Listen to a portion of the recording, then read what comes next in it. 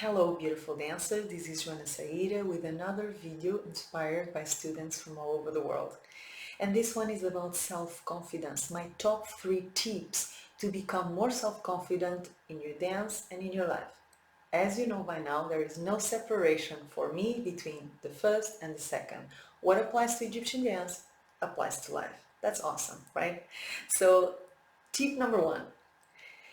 Stop comparing yourself to others. You heard me saying this many times in other videos and other contexts, and it's true. The first tool to become more self-confident is to realize you are unique and so is everybody else.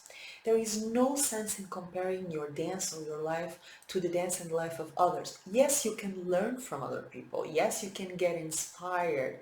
Yes, you can get ideas and knowledge and insights from other people. We do that with each other all the time, right? I guess you hear people that inspire you. You watch dances that inspire you.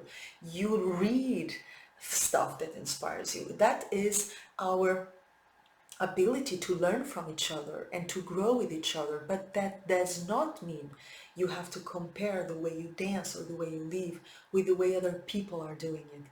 You're unique and so is everybody else. So my tip number 1 would be to erase comparison from your life.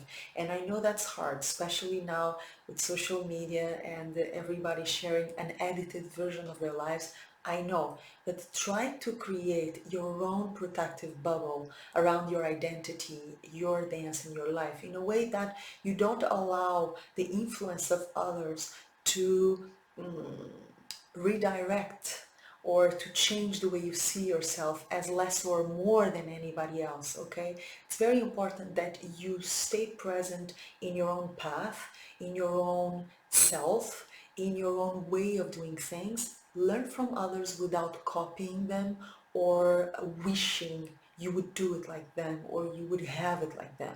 Everybody's different, you are different, do your thing, okay? Tip number 2 for self-confidence: exercise.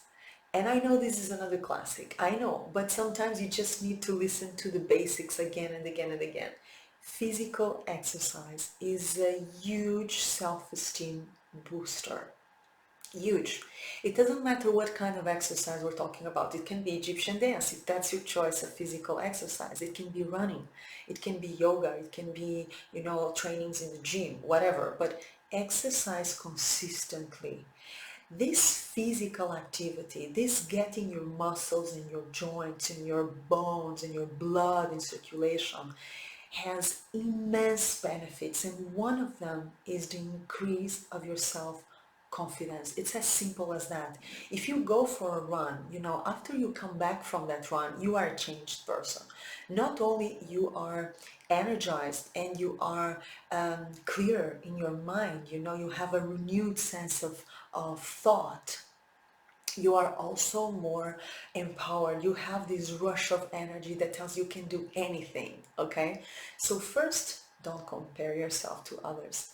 Second, exercise consistently. Do it in a way that you love, not as a sacrifice that sooner or later you will drop, okay? So choose a form of exercise you can keep up with and you can keep consistently without getting fed up with it, okay? This is about consistency. It's not about doing it every once in a while.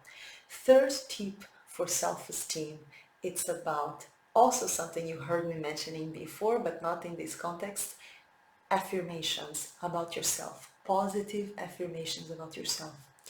Try to identify how many times per day you have horrible thoughts about you. Oh my God, I've noticed that, especially since I started meditating, how destructive and how mean we are to each other. The kind of self-talk that we feed on a daily basis, you're unable, you're not worth it, you are lazy, you are stupid, you are unlovable, you are incapable of this, incapable of that, you will never be worthy of that will never happen to you, who are you to dream about, who do you think you are? This kind of internal speech is one of the ways let's say that we put ourselves down without even noticing, because these are belief patterns that we feed unconsciously without noticing. So the first step for you to change this is to become more aware. Every time you catch yourself saying something nasty about someone else or about yourself, stop yourself in the tracks and say, okay, why am I speaking destructively about this person? Okay, how can I stop this first? Stop. You just stop it. And then if you can, replace it by something positive. This doesn't mean that you don't recognize what's wrong about yourself and others. It just means that you are going to feed the positive instead of feeding the negative. You're going to acknowledge the negative. Let's say that you procrastinate too much. Yeah. Let's say that you are indeed being lazy, or let's say that you are indeed um, feeling not very creative or not very energized or not very productive.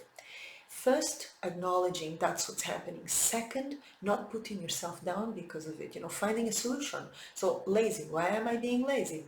Do I have low energy? Why? Am I eating wrong? Am I not resting enough? Okay.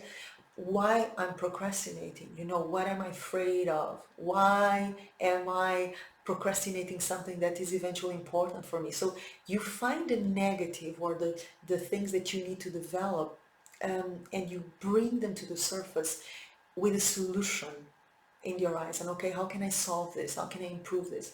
And then you feed the positive. You replace I'm stupid by I'm intelligent. You replace I'm unable by I'm able. You replace I'm unlovable by I'm lovable. I am beautiful, I'm worthy of love and passion and tenderness and whatever you want to fit in that space. You replace I am lazy by I am strong and productive and able to move things forward.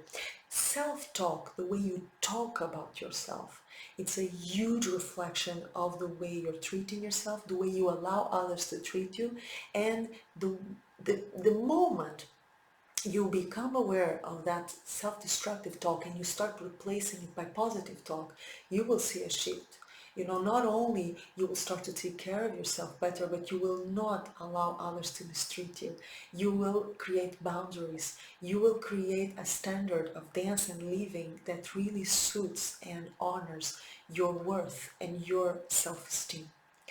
I hope these 3 tips help you. I hope you put them into practice, because knowledge without practice, knowledge without applying that knowledge in actual deeds, it's useless. So I hope you use this, not comparing yourself, exercising consistently, and reshaping your self-talk from negative to positive. I hope you put all this into a box of action plan, and I am sure along the way your dance and your life will be improved. I wish you all the luck in the world. Be sure to subscribe to my channel, and if you want to receive Joana Saahirah's online dance school and other news through our newsletter, Joana Saahirah's World newsletter, you will find the way to subscribe to it in the description box below this video. I will see you soon somewhere around the world or at Joana Saahirah's online dance school. I love you guys. Mwah.